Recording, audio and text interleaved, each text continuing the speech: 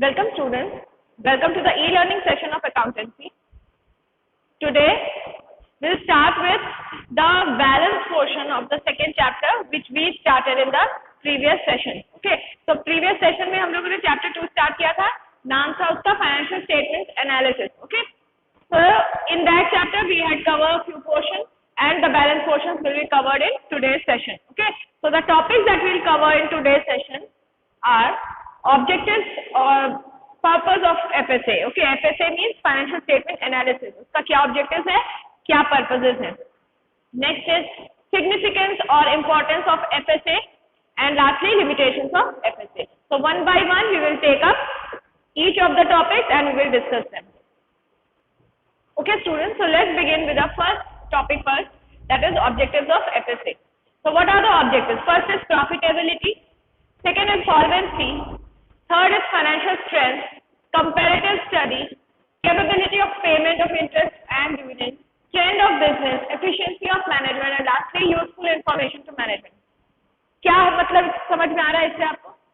इससे ये समझ में आ रहा है कि हमारा जो FSA को करने का फाइनेंशियल स्टेटमेंट एनालिसिस को करेगा यानी फाइनेंशियल स्टेटमेंट्स की जो हम स्टडी करते हैं डीप स्टडी, वो करने का ये पर्पस है to know the profitability. Profitability मतलब कंपनी का फ्यूचर का अर्निंग कैपेसिटी कितना है, प्रेजेंटली कंपनी क्या अर्न कर रही है, लास्ट फ्यू ईयर से कंपनी क्या अर्न कर रही है और फ्यूचर प्रोस्पेक्ट कैसा है प्रॉफिट अर्निंग का, है ना, कितना स्कोप है कंपनी के पास. ये जानकारी हमको उसके फाइनेंशियल स्टेटमेंट्स की एनालिसिस से ही मिलती है. Okay, next is to know the solvency. Solvency situation, solvency condition मतलब कंपनी जो है बैंकरप्ट तो नहीं है, कंपनी के पास क्या इनफ फंड है ना, टू रीपे डेट, उसके जितने भी उधार है, जितना भी उसने फंड बोरो करके रखा है, क्या उसको चुकाने का उसके पास प्रेजेंटली व्यवस्था है कि नहीं है. अगर वो है then it is financially sound, otherwise not. Okay, तो सॉल्वेंसी मतलब कि कंपनी का जो financial you can say position है वो साउंड है कि नहीं. ठीक है, कंपनी जो है डूबने वाली तो नहीं है, कंपनी बैंकरप्ट होने वाली तो नहीं है. ओके, तो ये आपको फाइनेंशियल स्टेटमेंट्स की एनालिसिस से ही पता चलता है. Next is financial strength. Financial strength एक तो फाइनेंशियल सॉल्वेंसी से भी हमको पता चलता है, दूसरी ये भी आपको देखना पड़ेगा कि कंपनी का जो फाइनेंस का जो सोर्सेज है वो कितना साउंड है. सपोज कंपनी को एसेट्स खरीदना है इमीडिएटली, तो कंपनी कहाँ से पैसा लाएगी, क्या उसके पास इंटरनल इतने फंड्स हैं, does it have enough resources, it has enough reserve. Okay, उसके इंटरनल फंड इतने हैं कि वो अपने पैसे से ही जितना भी एसेट्स है उसको फाइनेंस कर सके, खरीद सके. और अगर नहीं है, सपोज करिए उसको बोरो करना है, तो क्या बोरो करने के लिए उसकी मार्केट में इतनी रेपुटेशन है कि उसको फंड मिल जाए उतना, है ना. तो ये फाइनेंशियल स्ट्रेंथ आपको कैसे पता चलता है कि पहली बात तो कंपनी को जो एसेट खरीदना है उसके सोर्स क्या होगा, इंटरनल फंड होगा या बोरोड फंड होगा. ठीक है, अगर इंटरनल है that means company is very very financially sound. लेकिन अगर बोरोड फंड है तो भी हो सकता है कंपनी साउंड हो, लेकिन बहुत ज्यादा साउंड नहीं होगी क्योंकि उसके पास इंटरनल अगर एनफ फंड नहीं है. दूसरी चीज, और अगर वो बोरो कर रही है तो क्या बोरो करने के बारे में वो जो सोच रही है उसकी इतनी रेपुटेशन है that it will be able to get that much money off from the market. उतना मनी बोरो करने की क्या उसकी रेपुटेशन है, क्या उसको उतना पैसा मिलेगा मार्केट से. तो ये सब चीजें ध्यान देने की होती है और ये हमको उसके फाइनेंशियल स्टेटमेंट्स की एनालिसिस से पता चलती है. Comparative study. कंपैरेटिव स्टडी मतलब एक कंपनी के जो कॉम्पिटिटर्स हैं उसके साथ के और जो कंपनीज है जो कंपटीशन में है, उन कंपनी से कंपैरिजन करने पे हमको पता चलता है कि वो कंपनी अपने कॉम्पिटिटर से आगे चल रही है कि उन्हीं के बराबर है या पीछे चल रही है ना. So this will help the company to know its correct position in the competition and also to make plans for the future कि आगे उसको कैसे बढ़ना है. अगर वो ऑलरेडी आगे चल रही है सबसे, तो और आगे कैसे बढ़ना है, और अगर वो सबके बराबर ही चल रही है तो लोगों से आगे कैसे निकलना है. And if it is lagging behind, अगर वो पीछे है और बाकी से कॉम्पिटिटर्स आगे निकल रहे हैं तो कैसे उनको सरपास करना है, कैसे उन तक पहुंचना है और उनसे आगे निकलना है. ये सारी चीजें कंपनी के बारे में हमको पता तभी चलती है जब हम कंपनी की फाइनेंशियल स्टेटमेंट्स की एनालिसिस करते हैं. Next is capability of payment of interest and dividend. Interest और डिविडेंड जो होता है फिक्स्ड चार्जेस होते हैं. चार्जेस मतलब फिक्स्ड पेमेंट होते हैं जो कंपनी को टाइमली करना रहता है ना. तो अगर कंपनी उसको टाइमली कर रही है कि नहीं कर रही है, कर पा रही है कि नहीं कर पा रही है। इंटरेस्ट दे रही है लेकिन क्या लेट पेमेंट कर रही है, डिविडेंड दे रही है लेकिन वो क्या हर साल प्रॉपर डिविडेंड दे रही है, ना डिविडेंड दे रही है, या कि कभी देती है कभी नहीं देती, कभी कम देती कभी ज्यादा देती, किस तरह का स्ट्रक्चर है, ये सारी चीजें हमको पता चलती है कंपनी के फाइनेंशियल स्टेटमेंट्स को देखने से, उनकी एनालिसिस करने से। अगर कंपनी तो हमको तभी पता चले कंपनी का फाइनेंशियल सिचुएशन कैसा है जब अगर हम देख रहे हैं कि उसकी जो फिक्स्ड पेमेंट्स है, फिक्स्ड लायबिलिटीज है इंटरेस्ट की और डिविडेंड की, वो टाइमली अगर दे रही है और एनफ दे रही है ना, तब तो कंपनी सही है। अदरवाइज उसमें कुछ you can say there are certain things which have to be look after, जिसको इम्प्रूव करने की जरूरत है, कुछ पॉलिसी मेकिंग, कुछ पॉलिसी चेंजेस की जरूरत है। ठीक है, next is trend of the business. Business के ट्रेंड को समझना कि बिजनेस प्रोग्रेस कर रहा है कि बिजनेस पीछे आ रहा है, जो कैपिटल है उसमें ग्रोथ कितना हुआ है, इन्वेस्टमेंट में क्या कुछ रिटर्न आया है, ये सब जानने के लिए भी फाइनेंशियल स्टेटमेंट की एनालिसिस की जाती है। Last not last, efficiency of management. Efficiency of management, अगर जो भी फाइनेंशियल स्टेटमेंट्स हैं उनकी एनालिसिस अगर आप करोगे तो आपको पता चल जाएगा कि कंपनी का रिजल्ट कैसा है, कंपनी ने कैसा परफॉर्मेंस दिया है, और जो कंपनी का परफॉर्मेंस होगा उससे आपको पता चल जाएगा कि मैनेजमेंट का परफॉर्मेंस कैसा है, मैनेजमेंट ने ठीक से काम किया कि नहीं, एफिशिएंटली काम किया कि नहीं, अपना 100% एफर्ट उनका दिख रहा है कि नहीं, क्या जो उनकी जो पॉलिसीज वगैरह है वो कंपनी के लिए लाभकारी थी कि नहीं, कंपनी के लिए फ्रूटफुल थी कि नहीं, कंपनी के लिए कुछ बेनिफिट्स लेकर आई कि नहीं, उनकी पॉलिसीज कितनी सक्सेसफुल हुई है ना। तो ये सब चीजें देखने के लिए भी कंपनी के फाइनेंशियल स्टेटमेंट की एनालिसिस से हेल्प मिलती है। तो ये एक ऑब्जेक्टिव होता है टू नो द वर्किंग और एफिशिएंसी ऑफ द मैनेजमेंट, कैसे काम कर रहा है management. Lastly useful information to management, साथ ही साथ फाइनेंशियल स्टेटमेंट एनालिसिस से मैनेजमेंट को भी बहुत सारी इंफॉर्मेशन मिलती है जिससे वो अपने डिसीजंस को सही ले सकता है ना। मैनेजमेंट को कंपनी से रिलेटेड जो भी इम्पोर्टेंट डिसीजन लेने हैं फ्यूचर के लिए, उनको लेने के लिए उनको मैनेजमेंट को करेक्ट इन्फॉर्मेशन की जरूरत है ना, एक बेसिस की जरूरत है। तो वो बेसिस, वो स्टैंडर्ड उसको कहाँ से मिलेंगे, कंपनी के ही फाइनेंशियल स्टेटमेंट्स की एनालिसिस से। तो we have seen that there are many purposes, you can say there are many objectives for which we use financial statement analysis. अलग अलग लोग अलग अलग कारणों से फाइनेंशियल स्टेटमेंट्स की एनालिसिस करते हैं और अपने अपने पर्पस में उसको यूज करते हैं। जैसे कि प्रॉफिटेबिलिटी किसको चाहिए जाननी है, प्रॉफिटेबिलिटी इन्वेस्टर्स को भी जाननी है, ओनर्स को, शेयर होल्डर्स को भी जाननी है, मैनेजमेंट को जाननी है, एम्प्लॉयज को जाननी है ना, क्रेडिटर्स को जाननी है, गवर्नमेंट को जाननी है, टैक्स डिपार्टमेंट को जाननी है, सभी को जानना है कि प्रॉफिटेबिलिटी पोजीशन क्या है, सॉल्वेंसी भी सभी को जाननी है कि कंपनी फाइनेंशियली साउंड है कि नहीं, बैंकरप्ट होने की सिचुएशन तो नहीं है, फाइनेंशियल स्ट्रेंथ कितनी है, क्या कंपनी अपने जो भी खर्चे हैं उसको उठा पा रही कि नहीं, जो भी खर्चे हैं उसको इंटरनल सोर्सेज से फंड करती है या बाहर से पैसा ले लेके काम चला रही है ना। और बाहर से जो पैसा ले भी रही है तो वो पैसा लेने की रेपुटेशन उसकी है, मतलब वो पैसा उसको मिलेगा जितना वो, सपोज करिए आप कंपनी से पूछ रहे हैं कि हाँ आपको जो एसेट्स लेना है कहाँ से लेना है, तो कंपनी बोल रही है मैं तो बाहर से फंड लूंगी, मेरे पास नहीं है। तो जो बाहर से लेने की जो प्लानिंग चल रही है वो क्या उसके पास उतनी रेपुटेशन है भी कि उसको उतना फंड मिलेगा, क्योंकि एसेट जो है वो बहुत महंगे आते हैं। तो अगर फिक्स्ड एसेट खरीदना है और उसके लिए वो बोरो करने का प्लान कर रही है तो बोरो करने की रेपुटेशन उसकी है कि नहीं, है ना।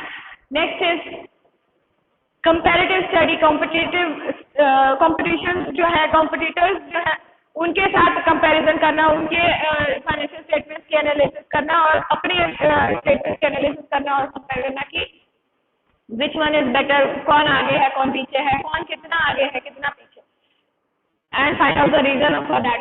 कैपेबिलिटी ऑफ पेमेंट, इंटरेस्ट और डिविडेंड टाइमली और जिसको बोलते हैं एनफ पेमेंट हो रहा है कि नहीं। Okay, next is trend, business का क्या है, बिजनेस आगे बढ़ रहा है, पीछे जा रहा है, प्रोग्रेस कर रहा है या पैसा डूब रहा है। ओके, एंड एफिशिएंसी, मैनेजमेंट किस तरह से काम कर रहा है, और लास्टली मैनेजमेंट को जो भी इंफॉर्मेशन चाहिए, जो भी यूजफुल इंफॉर्मेशन चाहिए जिसके बेसिस पे वो अपना डिसीजन ले पाए, साउंड डिसीजन, करेक्ट डिसीजन ले पाए। Okay, so this was the objective. Next is the point, second topic, that is significance और importance of FSA. Now significance को मैंने दो पार्ट में कर दिया है, एक है यूजर्स ऑफ फाइनेंशियल एनालिसिस, दूसरा है यूजर्स। पहले हम लोग देखेंगे यूजर्स क्या क्या है ना, फाइनेंशियल एनालिसिस को हम लोग कहाँ कहाँ पे यूज करते हैं, फिर हम देखेंगे कि फाइनेंशियल एनालिसिस के यूजर्स कौन कौन है। So let's begin with the users first. Okay, users of financial analysis. कौन कौन सा यूज है फाइनेंशियल एनालिसिस का? सबसे पहले इन्वेस्टमेंट डिसीजन। इन्वेस्टमेंट किसको करना है? इन्वेस्टर्स को करना है। बहुत तरीके के इन्वेस्टर्स होते हैं, डिवेंचर होल्डर्स होते हैं, शेयर होल्डर्स होते हैं, प्रेफरेंस शेयर होल्डर्स होते हैं, बॉन्ड होल्डर्स होते हैं। तो अलग अलग तरीके के इन्वेस्टर्स होते हैं। हर इन्वेस्टर को ये जानकारी चाहिए कि वो कहाँ पे अपना पैसा इन्वेस्ट करे, where to invest their money, है ना, इन विच कंपनी। तो ये जो इन्वेस्टमेंट डिसीजन है, where to invest their money, where their money will grow, where their money will be safe, where their capital will be safe, ये सब जानकारी उनको कहाँ से मिलेगी? फाइनेंशियल स्टेटमेंट की एनालिसिस से। अलग अलग कंपनी की एनालिसिस चेक करना, उनको कंपेयर करना, उससे पता चलेगा कि which company is best for their investment. Next is credit decision. Creditors जो होते हैं, जो लोग उधार पे बिजनेस करते हैं, मतलब उधार देते हैं, है ना, तो अगर किसी कंपनी को उधार देना है कि नहीं देना है, ये उनको पता करना होगा। तो कैसे करेंगे? उनकी फाइनेंशियल स्टेटमेंट की एनालिसिस नहीं करेंगे to know whether a company is financially sound, insolvent तो नहीं है, प्रॉफिटेबिलिटी पोजीशन उसकी सही है, उसका पुराना ट्रेंड क्या है, पास्ट रिकॉर्ड क्या है, does it make payment timely, है ना। तो सारी चीजें उनको फाइनेंशियल एनालिसिस से ही समझ में आएगी, तभी वो डिसाइड कर पाएंगे whether to deal with them in cash और to deal with them in credit. क्या क्रेडिट वर्दीनेस है, क्या उनको क्रेडिट दिया जा सकता है, उनसे उधार का बिजनेस किया जाए, या कि कैश में ही डीलिंग की जाए, है ना। तो ये डिसीजन क्रेडिटर्स को लेना रहता है, जिसके लिए फाइनेंशियल एनालिसिस से हेल्प मिलती है। Okay, next is dividend decision. Dividend decision management को लेना रहता है। बोर्ड ऑफ डायरेक्टर्स जो है वो डिसीजन लेते हैं कि शेयर होल्डर्स को कितना डिविडेंड देना है इस साल। जो प्रॉफिट हुआ है, सपोज करिए बहुत प्रॉफिट हुआ है कंपनी को, तो क्या बहुत ज्यादा हाई रेट ऑफ डिविडेंड दे दें इस साल, या कि कुछ डिविडेंड बहुत हाई ना दे के पैसा रिजर्व में ज्यादा डाले, रिटेन अर्निंग ज्यादा करे। तो ये सब डिसीजन मैनेजमेंट को लेना है, बोर्ड ऑफ डायरेक्टर्स को लेना है। क्यों लेना है? अगर सपोज करिए उनको फ्यूचर में, अभी बहुत रिसेंट फ्यूचर में उनको कहीं कोई बड़े प्रोजेक्ट में कंपनी का फंड लगाना है, उसके लिए जरूरत है, या एसेट्स खरीदना है, या कोई इंपॉर्टेंट जगह, कोई इंपॉर्टेंट पर्पस के लिए कंपनी के बेहतर फ्यूचर के लिए अगर उनको कहीं कोई तरह का इन्वेस्टमेंट करना है, तो उनको ज्यादा फंड की जरूरत पड़ेगी। तो उस सिचुएशन में how much they should invest in the company and how much portion of the profit they should distribute. Profit का कितना पार्ट उन लोग वापस कंपनी में लगा दे और कितना पोर्शन उनको डिविडेंड देना है अपने शेयर होल्डर्स को, जिससे कि वो भी नाराज ना हो और उनका जो फेथ है, जो ट्रस्ट है, वो ना टूटे कंपनी से, है ना। तो ये सब डिसीजन लेने के लिए मैनेजमेंट को फाइनेंशियल एनालिसिस करने से हेल्प मिलती है, ये जानकारी मिलती है कि उनकी कंपनी के लिए हर साल कितना कितना डिविडेंड उनको देना है। जैसे इस साल कितना देना है, नेक्स्ट ईयर कितना देना है। समटाइम्स वो लोग क्या करते हैं कि प्रॉफिट भले ज्यादा हो लेकिन उसमें से डिविडेंड कम देते हैं, और फ्यूचर में ज्यादा ग्रोथ हो, ज्यादा डिविडेंड दे सके, इसलिए इस साल अच्छे इन्वेस्टमेंट प्रोजेक्ट में पैसा लगाते हैं, है ना। तो ये सारे डिसीजन लेने के लिए डिविडेंड डिसीजन लेना, करेक्ट डिविडेंड डिसीजन कि इस साल में कितना डिविडेंड देना है, ये डिसाइड करने के लिए मैनेजमेंट को एनालिसिस की बहुत जरूरत है। ठीक है, financial analysis. Next is trend estimation. Trend estimation क्या होता है? ट्रेंड एस्टिमेशन, जैसे कि मैंने बताया कि बिजनेस किस डायरेक्शन में मूव कर रहा है, प्रोग्रेस दिख रही है कि वो बैकवर्ड पीछे की तरफ जा रहा है ना। तो ये ट्रेंड एस्टिमेशन के लिए भी फाइनेंशियल एनालिसिस से बहुत हेल्प मिलती है। फाइनेंशियल एनालिसिस को अगर आप यूज करोगे तो आपको ट्रेंड का, बिजनेस का जो भी ट्रेंड है, कंपनी का भी जो भी मूवमेंट है, वो किस डायरेक्शन में है, सही डायरेक्शन है, पॉजिटिव है, प्रोग्रेसिव है, या कि टुवर्ड्स लॉस है, टुवर्ड्स यू कैन से डिस्क्रेडिट है, क्या उसको लॉसेस होने की संभावना बढ़ती जा रही है, लॉसेस ही हो रहे हैं, ये ट्रेंड उसको कंपनी का पता चल जाता है उसकी फाइनेंशियल एनालिसिस से। एंड लास्टली मैनेजरियल डिसीजन, मतलब कोई और भी डिसीजन, अगर किसी भी तरह कंपनी रिलेटेड कोई भी इंपॉर्टेंट डिसीजन लेना है मैनेजमेंट को, तो उसमें भी फाइनेंशियल एनालिसिस से हेल्प मिलती है। तो क्या क्या चीजें देखी? इन्वेस्टर्स को हेल्प करता है ये in their investment decision, creditors को हेल्प करता है in their credit making, credit dealing करने की नहीं, है ना। डिविडेंड डिसीजन, ये फिर बोर्ड ऑफ डायरेक्टर्स को हेल्प करता है ये जानने में कि कितना डिविडेंड देना है, कितना नहीं, कितना प्रॉफिट का पोर्शन डिस्ट्रीब्यूट करना है डिविडेंड के रूप में, और कितना वापस कंपनी में री इन्वेस्ट कर देना है, यानी रिजर्व के रूप में रख लेना है या प्रोजेक्ट में इन्वेस्ट कर देना है। ट्रेंड एस्टिमेशन में हेल्प करता है कंपनी के बारे में, उसका फ्यूचर कितना ब्राइट है, वो तो तभी पता चलेगा जब हमको ये मालूम पड़ेगा कि कंपनी जो है आगे बढ़ रही है कि पीछे जा रही है ना।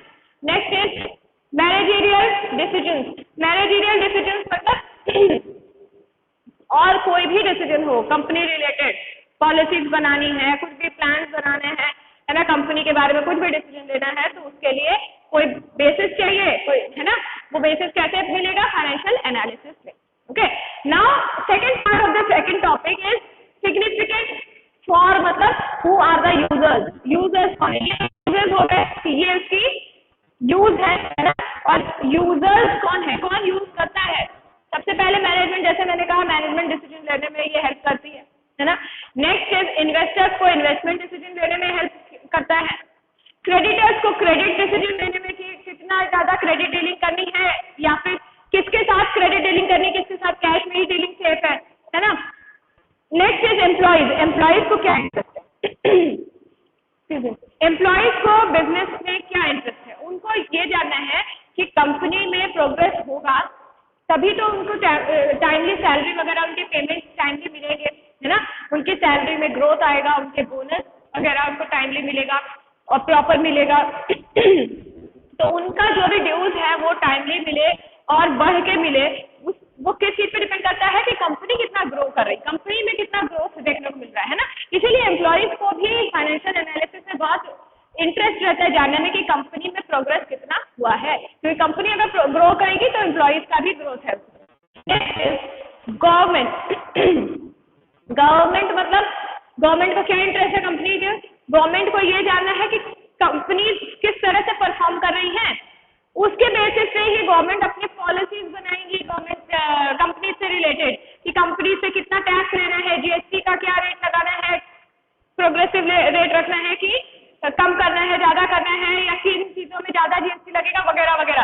तो गवर्नमेंट को ये सारे डिसीजन या और दूसरी भी जो भी पॉलिसीज बनानी है मॉनेटरी तो हमारे आरबीआई बनाता है, लेकिन बजटरी पॉलिसीज जो होती है ना, जिसको हम फिस्कल पॉलिसीज बोलते हैं, तो गवर्नमेंट की पॉलिसीज होती है। तो ये सब गवर्नमेंट बनाएगी कैसे? उसको कोई बेसिस चाहिए, वो परफॉर्मेंस देखती है सारी कंपनीज का, उसके बेसिस पे ही तो डिसीजन लेती है। Next is financial institutions. What are they? Financial institutions वो ऑर्गेनाइजेशंस होते हैं जैसे बैंक वगैरह की तरह ही होते हैं, जो कि कंपनीज को फंड प्रोवाइड करते हैं, या जो भी जिनको भी फंड की जरूरत होती है ना, फाइनेंशियल हेल्प की जरूरत होती है, उनको ये फाइनेंस प्रोवाइड करते हैं so that they can continue with their work, है ना। उनको जो भी फाइनेंस की जरूरत है वो उनका काम न रुके, लेकिन उसके बदले में उनको भी इंटरेस्ट मिलता है, ऐसे बैंक को मिलता है ना। तो फाइनेंशियल इंस्टीट्यूशंस अगर फाइनेंशियल हेल्प दे रहे हैं, they are lending money to any organisation, to any company, then they need to know कि वो कंपनी फाइनेंशियली साउंड है कि नहीं, उनका पैसा डूब तो नहीं जाएगा, कंपनी का ट्रैक रिकॉर्ड कैसा है, वो कितनी जल्दी रिपेमेंट करती है ना। तो ये सब जानने के लिए फाइनेंशियल एनालिसिस की बहुत ज्यादा जरूरत पड़ती है। ओके, तो फाइनेंशियल इंस्टीट्यूशंस को भी फाइनेंशियल एनालिसिस की जरूरत पड़ती है। टैक्स अथॉरिटीज जो है, टैक्सेशन अथॉरिटीज को भी कंपनी की फाइनेंशियल पोजीशन के बारे में और उसकी फाइनेंशियल एनालिसिस में इंटरेस्ट रहता है। क्यों? क्योंकि तभी उनको पता चलेगा कि कंपनी जो है वो टाइमली अपना जो भी टैक्स है, टैक्स ड्यूज वो पे करे कि नहीं, और टैक्स का स्ट्रक्चर जो है उसको फॉलो कर रही कि नहीं, है ना। तो कोई तरह का टैक्स अवॉइडेंस तो नहीं हो रहा है, ये सारी चीजें उनको तभी पता चलती है जब वो कंपनी के फाइनेंशियल स्टेटमेंट्स को एनालाइज करते हैं। Next stock exchange authorities. Stock exchange authorities मतलब वो यू कैन से ऑर्गेनाइजेशंस होते हैं। स्टॉक एक्सचेंज वो बॉडी होती है जिसमें बड़ी बड़ी कंपनी, खास करके पब्लिक कंपनी जो कि पब्लिक फंड को रखती है अपने पास, है ना, जिसे पब्लिक डिपॉजिट करते हैं, ऐसी कंपनीज को रजिस्टर करवाना पड़ता है अपने आप को स्टॉक एक्सचेंज में, है ना। जैसे आपने सुना होगा बॉम्बे स्टॉक एक्सचेंज है, कोलकाता स्टॉक एक्सचेंज, सारे बड़ी बड़ी मेट्रो सिटीज में तो खास करके होता ही है। तो जो स्टॉक एक्सचेंज होता है इसका क्या काम है? यहाँ पे कंपनी के शेयर्स वगैरह, उसकी सिक्योरिटीज वगैरह बेची खरीदी जाती है। It's a kind of virtual market, एक तरह का मार्केट है ना, जहाँ पे कंपनी की जो सिक्योरिटीज हैं बेचना और खरीदने का काम होता है ना। नाउ स्टॉक मार्केट जो है वहाँ की जो डीलिंग है और कंपनी की जो फाइनेंशियल डीलिंग है, जो शेयर होल्डर्स है वहाँ पे, जो इन्वेस्टर्स हैं, उनके इंटरेस्ट को सेव गार्ड करना, उनके पैसे को सेव करने का काम किसका है? सेबी का, securities exchange board of India. ठीक है, ये एक बड़ी बॉडी है, एक ऐसा ऑर्गेनाइजेशन है, एक ऐसी अथॉरिटी है जो सारे स्टॉक एक्सचेंजेस के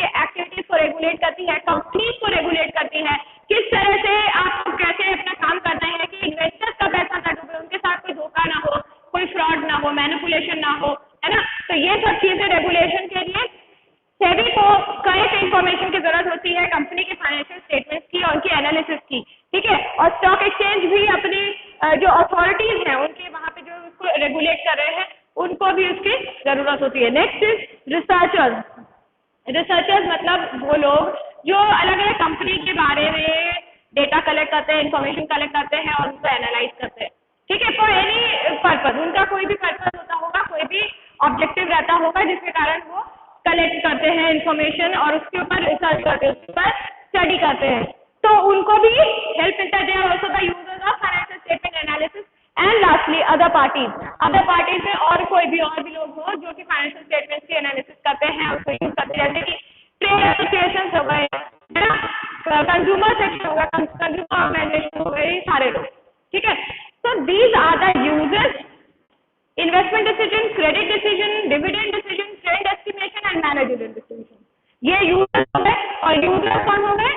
management, investors, creditors, employees, government, financial institutions, taxation authorities, stock exchange, researchers and other organizations or other parties, other bodies. Okay.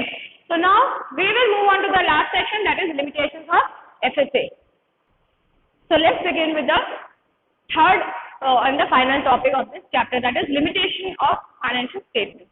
Limitations of financial statements analysis. What are the limitations? The first limitation is of financial statements. See, I have written limitations of FS. FS मतलब financial statement का limitation.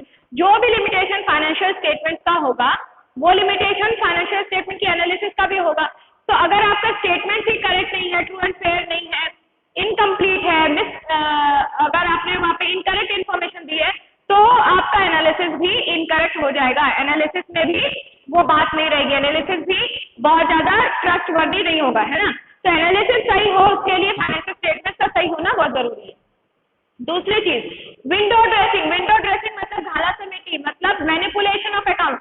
आपका transaction कुछ और हो रहे हैं, आपका business कुछ और है, आप दिखाना कुछ और चाह रहे हो, आप अपने बेनिफिट के लिए रिकॉर्ड्स को मैनिपुलेट कर रहे हो, डेटा को मैनिपुलेट कर रहे हो, अपने फाइनेंशियल स्टेटमेंट्स को गलत तरीके से प्रेजेंट कर रहे हो, है ना, उसमें इंपॉर्टेंट इन्फॉर्मेशन को प्रेजेंट नहीं कर रहे हो, छुपा रहे हो या ट्रू एंड फेयर व्यू नहीं दिखा रहे हो, है ना। तो अगर आप ऐसा कर रहे हो, मैनिपुलेशन ऑफ रिकॉर्ड कर रहे हो, मैनिपुलेशन ऑफ ट्रांजैक्शन कर रहे हो, रिकॉर्डिंग खराब कर रहे हो, गलत कर रहे हो, then your analysis will also be you can say not trustworthy. वो ट्रस्टवर्दी नहीं होगी, उसकी क्रेडिबिलिटी नहीं होगी, है ना। क्रेडिबिलिटी क्या होती है? क्रेडिबिलिटी होती है मतलब कि आप उस पर कितना भरोसा कर सकते हो, कितना ट्रस्ट कर सकते हो, और ट्रस्ट आप तभी कर सकते हो जब वो करेक्ट हो, है ना।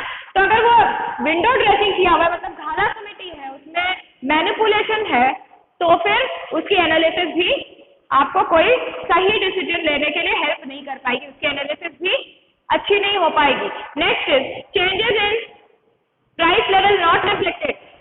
मतलब क्या है कि फाइनेंशियल स्टेटमेंट्स जब बनते हैं तो हम लोग देखिए प्रीवियस ईयर का, करंट ईयर का और भी कई सालों का हम लोग रिकॉर्ड दिखाते ही है जनरली, एटलीस्ट 2 ईयर्स का करंट एंड प्रीवियस ईयर का तो दिखाते ही है।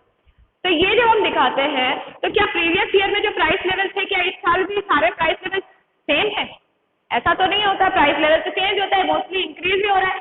तो जब भी प्राइस लेवल चेंज होता है क्या उस चीज को हम लोग अपने रिकॉर्ड्स में इनकॉर्पोरेट करते हैं, अपने रिकॉर्ड्स में, अपने फाइनेंशियल स्टेटमेंट्स में? और प्राइस का जो चेंज आ रहा है क्या उसको हम लोग शामिल कर रहे हैं, उसको दिखा रहे हैं? नहीं, हम अपने अकाउंटिंग रिकॉर्ड में प्राइस लेवल के चेंजेस को बिल्कुल इग्नोर करते हैं। तो जब हम उसको इग्नोर कर रहे हैं तो फाइनेंशियल एनालिसिस जो है क्या वो बहुत ज्यादा सही रिजल्ट देगी? नहीं दे सकती, क्योंकि अगर आप प्राइस लेवल चेंजेस को ही नहीं ले रहे हैं, उसको रिफ्लेक्ट नहीं कर रहे हैं, तो फिर आप कैसे कंपैरिजन कर रहे हैं? पिछले साल का प्राइसेस अलग था, हर चीज का, रॉ मटेरियल से लेके हर चीज के दाम अलग थे। इस साल हर चीज का प्राइस चेंज हो गया है ना, और अगले साल और चेंज होगा। तो ये जो प्राइस लेवल का जो चेंज है, ये इसको अगर आप अपने अकाउंट्स में प्रॉपरली रिफ्लेक्ट नहीं करोगे, नहीं दिखाओगे, तो उनकी एनालिसिस भी बहुत ज्यादा फायदेमंद नहीं होगी, वो सही रिजल्ट आपको नहीं देगी। जो पर्पस से आप उसको यूज करना चाहते हो उस पर्पस के लिए आप उसको यूज नहीं कर पाओगे। तो in order to make the financial analysis you can say useful or relevant, you need to reflect the changes in price level in your financial statement. Okay. Next is different accounting policy. अगर आप दो या 2 से ज़्यादा companies को compare कर रहे हो, उनके फाइनेंशियल एनालिसिस कर रहे हो, उनके फाइनेंशियल रिजल्ट्स को एनालाइज कर रहे हो, उनको कंपेयर कर रहे हो, then it is very very important कि वो सारी कंपनीज का जो अकाउंटिंग पॉलिसीज है, जो उनके अकाउंट्स हैं, उनको उनका प्रेजेंटेशन, उनकी रिकॉर्डिंग का तरीका, उनकी पॉलिसीज जो वो फॉलो कर रही है वो सेम हो, सिमिलर हो। अगर वो डिफरेंट अकाउंटिंग पॉलिसीज फॉलो करते हैं, अडॉप्ट करते हैं, तो आप उनका कंपैरिजन नहीं कर सकते हो। कंपैरिजन हमेशा होमोजेनियस चीज़ों पे होता है, हेटेरोजेनियस चीज़ों का कंपैरिजन नहीं ड्रॉ किया जा सकता। तो कंपैरिजन करने के लिए you need to see whether the competitors जिनका आप कंपैरिजन कर रहे हो, the companies which you are taking into consideration for comparison, are they following the same accounting policies or not? If they are not following the same accounting policy, if they are following different accounting policy, then you cannot have a good comparison. तो फिर उनका कोई relevant comparison नहीं किया जा सकता है ना? एक जा रहा है opposite direction में, दूसरा जा रहा है दूसरे opposite direction में, तो how will you compare them? एक अगर depreciation को कोई और method से calculate करता है, दूसरा कोई और method से calculate करता है, then their comparison is not possible, and even if you do the comparison, it will be of not much use, है ना, उसका बहुत ज़्यादा कोई usefulness नहीं रहेगा। And then you have personal ability and bias, how much knowledge you have, है ना, and how much judgment you are using in the preparation of financial statement. Financial statements पढ़ाते समय मैंने बताया था आपको कि आपको वहाँ पे आंख बंद करके अकाउंटिंग रूल्स को फॉलो नहीं करना है ना, you need to use your own judgement also time to time. वहाँ पे अपने डिसीजन भी यूज करना है, अपना IQ भी लगाना है, अपना कुछ ना कुछ जनरल नॉलेज भी यूज करना है ना। जो भी पॉलिसीज हैं वो आपको अपने बिजनेस के हिसाब से अडॉप्ट करना है, आप उनसे कुछ भी नहीं करना है। तो जब आप पर्सनल जजमेंट वहाँ पे यूज करते हो तो कहीं ना कहीं पर्सनल बायस भी आ जाता है। बायस मतलब प्रेजुडिस, है ना, आप अपने मन से कुछ सोच विचार के कुछ हो सकता है, कोई गलत चीज भी वहाँ पे डाल सकते हो। गलत इन द सेंस ये नहीं कि आप जानबूझ के झूठ बोलो, वो नहीं, मतलब ये कि आपका अपना जजमेंट जो है हो सकता है बायस हो जाए, क्योंकि वो आपकी कंपनी है ना। जैसे कि हमारे जो पेरेंट्स होते हैं उनकी नज़र में हम हमेशा बहुत अच्छे ही होते हैं, तो उसी तरह से हमारी जो कंपनी है हम उसके बारे में कुछ एक पर्टिकुलर सोच ही रखेंगे, है ना, तो हम कहीं ना कहीं बायस हो जाएंगे। तो वो बायसनेस जो रहती है वो हमारी एनालिसिस में भी चली आती है। जब हम फाइनेंशियल स्टेटमेंट्स को बनाते हैं तो जो भी हम जजमेंट यूज करते हैं, जो बायसनेस वहाँ पे रहती है, उनकी एनालिसिस करते समय वो बायसनेस भी आ जाती है। तो एनालिसिस जो है उतनी ज़्यादा फेयर नहीं हो पाती, है ना। डिफिकल्टी इन फोरकास्टिंग, फोरकास्ट करना मतलब फ्यूचर के बारे में कुछ बताना, प्रेडिक्ट करना नहीं होता। प्रेडिक्ट करना तो ये हो गया कि आप एग्जैक्ट फ्यूचर बता दिए।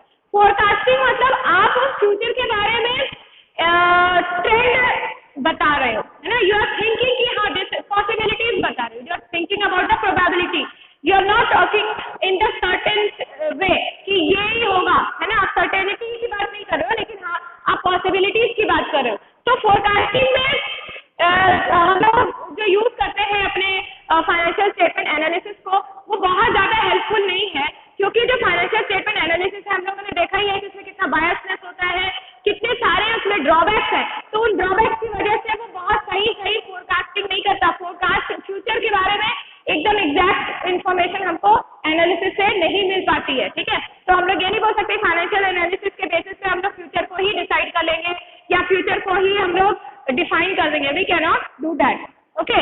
एंड देन क्वालिटेटिव एनालिसिस करता ही नहीं। क्वालिटेटिव मतलब in accounting this is the major drawback that we record only and only what we record quantitative facts, quantitative data, quantitative transactions, जिनको हम क्वांटिफाई कर पाए, मॉनिटरीली उनको रिकॉर्ड कर पाए। तो जो क्वालिटेटिव एस्पेक्ट है वो तो पहले से इग्नोर्ड है, तो उनकी एनालिसिस भी यहाँ पे हो नहीं सकती। जब वो रिकॉर्डिंग ही नहीं हो रही तो एनालिसिस कैसे होगी, है ना। तो क्वालिटेटिव एस्पेक्ट को हम रिकॉर्डिंग से लेके एनालिसिस तक हर जगह इग्नोर कर रहे हैं। And lastly limited use of single year analysis. Single year analysis कहाँ पे करते हैं, याद करिए, वर्टिकल, है ना, वर्टिकल यानी स्टैटिक एनालिसिस, जहाँ पे आप सिंगल ईयर का, सिंगल पीरियड का आप सारे आइटम्स का एनालिसिस करते हो। तो जब आप ऐसा कोई एनालिसिस करते हो तो वो बहुत ज़्यादा यूजफुल नहीं होता है। उसी साल बस आप एक साल का डेटा लिए हो, तो वो कोई काम आएगा क्या? इस साल क्या क्या हुआ ये तो पता चल गया, लेकिन इस साल जो हुआ क्या वो अच्छा हुआ या बुरा हुआ ये कैसे पता चलेगा? Unless you compare it with the previous year, you cannot say whether you have improved in a particular you can say aspect, है ना? सपोज करिए प्रॉफिटेबिलिटी की बात करें तो पिछले साल का जो रेशियोज है उसको इस साल के रेशियो से कंपेयर करना पड़ेगा। सॉल्वेंसी की बात करें, लिक्विडिटी की बात करें, है कैश पोजीशन की बात करें, या हम अपने फाइनेंशियल पोजीशन की, एसेट लायबिलिटी सिचुएशन की, किसी भी चीज की बात करें तो हमको ट्रेंड तो देखना होगा ना कि पिछले साल कितना था और इस साल कितना है, तभी हमको पता चलेगा कि हम पिछले जो साल है उनसे आगे आए हैं या हम पीछे चले गए हैं। क्या हम ग्रोथ की तरफ है, we are making a progress, और we are moving in the wrong direction, we are going towards the you can say loss, है ना? तो ये जानकारी हमको तभी मिलती है जब हम अपने जो एनालिसिस है उसमें कई सारे साल को इंक्लूड करते हैं। If we are analysing only for 1 year, we will not be getting the results, we will not get the best you can say information that we are looking for। हमको trend के बारे में कुछ estimation नहीं पता चलेगा अगर हम सिर्फ सिंगल ईयर का यूज करेंगे, एनालिसिस करेंगे। Okay, so these are the limitations of FSA. Once again let me go through it. पहला है लिमिटेशन ऑफ एफएस, मतलब फाइनेंशियल स्टेटमेंट्स का जो भी लिमिटेशंस है, अगर वो ठीक से रिकॉर्डिंग नहीं हुई है, इनकम्प्लीट फैक्ट है, इनकम्प्लीट डेटा है और इनकम्प्लीट इन्फॉर्मेशन है, ट्रू एंड फेयर इन्फॉर्मेशन नहीं है, या जो भी ड्रॉबैक अगर आपके फाइनेंशियल स्टेटमेंट्स को बनाने समय है, वो सारा ड्रॉबैक फिर आपके एनालिसिस में भी चला आएगा। ठीक है, तो एनालिसिस भी बेकार हो जाएगी। विंडो ड्रेसिंग अगर आप कर रहे हैं, if you are manipulating the record, अगर आप फ्रॉड कर रहे हो तो उसकी एनालिसिस तो बेकार ही है, वो कोई काम नहीं आएगी, है ना? Next is changes in price level को, अगर आप चेंजेस जो हर साल प्राइस में चेंजेस आ रहे हैं उनको अगर अपने अकाउंट्स में दर्शाओगे नहीं तो वो आपके एनालिसिस में भी आएगा नहीं, और एनालिसिस में जब तक प्राइस लेवल चेंज नहीं दिखता तब तक क्या फायदा है ऐसे एनालिसिस का, है ना? वो तो कोई काम की नहीं है। देन डिफरेंट अकाउंटिंग पॉलिसीज, अगर आपको एक से ज्यादा कंपनीज की एनालिसिस करनी है, उनको कंपेयर करना है, तो ये बहुत जरूरी है कि वो कंपनी सिमिलर हो, उनकी अकाउंटिंग पॉलिसी सेम हो। अगर वो नहीं है तो उनकी आप कंपैरिजन नहीं कर सकते हो, है ना? You can not analyse their financial statements together. Then personal ability और बायस जो है, अगर आपका बायस, आपका जो जजमेंट है वो बायस है ना, अपनी कंपनी को लेके, या एनालिसिस बायस है, तो उसका कोई बहुत ज्यादा फायदा किसी को भी नहीं होगा। अनबायस होना होगा, आपको फेयर होना होगा, तभी वो एनालिसिस किसी काम आएगी, है ना? फोरकास्टिंग में कोई बहुत ज्यादा हम लोग को एनालिसिस से हेल्प इसलिए नहीं मिलती क्योंकि एनालिसिस से आप प्रेडिक्शन नहीं करते हो, सर्टेनिटी से नहीं बताते हो, you only tell the probability, possibilities, है ना, कि ये हो सकता है, ये होने के चांसेस ज्यादा है, लेकिन एग्जैक्टली यही होगा ये आप प्रेडिक्ट नहीं कर सकते हो। ओके, एंड क्वालिटेटिव एनालिसिस, मतलब आप क्वालिटेटिव जो भी एरियाज हैं उनको इग्नोर करते हैं हम लोग अकाउंट्स में हर जगह, तो यहाँ भी इग्नोर करते हैं। जब हम उनकी रिकॉर्डिंग ही नहीं कर रहे हैं तो उनकी एनालिसिस कैसे होगी, है ना? एंड लास्टली जो कि मैंने बताया कि वर्टिकल एनालिसिस जहाँ भी है, जैसे स्टैटिक एनालिसिस जिसको हम लोग बोलते हैं, अगर ऐसा हम लोग करते हैं, एक ही साल की एनालिसिस करते हैं, वो कोई खास पर्पस को फुलफिल नहीं करता, क्योंकि हम अगर एक से ज्यादा ईयर्स को कवर नहीं करेंगे अपने एनालिसिस में, अपने ट्रेंड को नहीं देखेंगे, तो फिर हमको क्या फायदा है ऐसे एनालिसिस का? कुछ समझ में आएगा ही नहीं कि वेदर वी आर प्रोग्रेसिंग और not. Okay, so with this we have completed chapter 2, that is financial statements analysis. You need to complete all the CBSE questions that you can get hold of. जितना भी आपको CBSE का question जहाँ भी मिले, अगर वो पुराने सालों का भी है, बस ये देख लीजिए कि वो आपके सिलेबस में है कि नहीं, उसको आप सॉल्व करिए। ठीक है, आपके बुक्स के पीछे जहाँ CBSE के क्वेश्चन है, सैंपल पेपर्स हैं, जहाँ भी CBSE के क्वेश्चन मिले, जो टॉपिक हम लोग कवर करते जा रहे हैं वो टॉपिक के से रिलेटेड जो भी क्वेश्चंस है, यू स्टार्ट सॉल्विंग देम। ठीक है, जिससे कि आपको लास्ट में जाके बहुत ज्यादा वर्क नहीं करना पड़ेगा, and your preparation will be sound. Okay, and if you still face any difficulty, कोई भी डाउट रह जाए, you can always ask me. Okay, so with this we are closing the session, we will meet in another session. Thank you class.